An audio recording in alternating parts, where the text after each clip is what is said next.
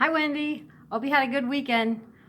I'm answering your discussion post about medication assisted treatment.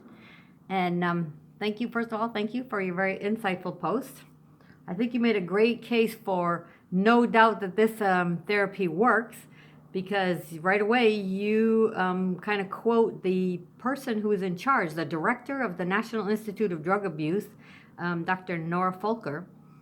And what I like is she claims that the MAT will do some things, but I think she leaves out the thing that's the most important, and that is, will they ever be weaned? Will this person, will the drug addict ever be actually weaned from this?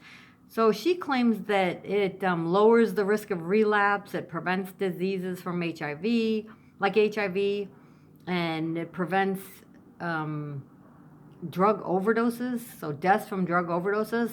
But nowhere in there does she mention. Now, I mean, there's a lot of research, and whatever research you're looking for, you probably will find statistics in either direction.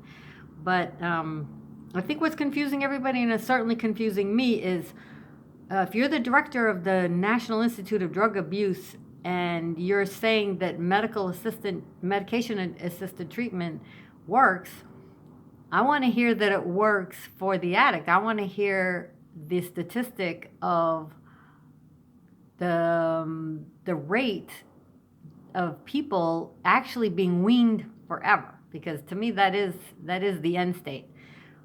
So to me, this is like step one. This is the step one that makes the life of the addict better by controlling the environment. So it controls the use of needles. It controls, so therefore preventing diseases.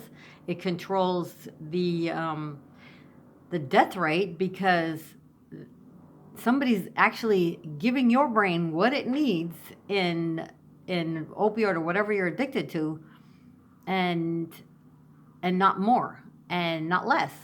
And so, of course, you're not going to overdose if you're getting what you need. And as far as the risk of relapse, well, to get relapse, you have to get a cure. So when I started looking for statistics on how successful is the weaning rate, and I looked up a bunch of stuff, and the most I could find was that really it has about a less than 10% rate of actually weaning somebody off forever. So when you say that, when Sheridan in the year 2017, when her study says that adding psychotherapy, even cognitive behavioral therapy, had no effect on this MIAT, I can see why that is. So I would never recommend giving up or searching for a cure, and therefore, psychotherapy is probably, or some kind of talk therapy is probably in order if you're going down the road of trying to prevent or cure an addiction. But this is a good start for the social aspect of controlling the environment. And I think the best example is like in Switzerland. MAT really worked, but it still was more on a social level than on, actually that the goal was to wean the person all the way from the drug. So in this little country of Switzerland, of course, yeah, it's a little country, and so you have much more control. So I don't know if this would apply for here, but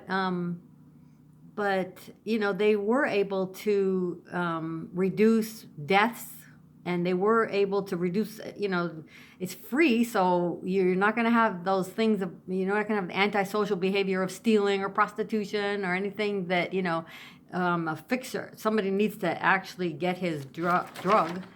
But so I'm hoping that, we really understand what we're doing. And but anyway, great post, and thank you, and I look forward to hearing from you.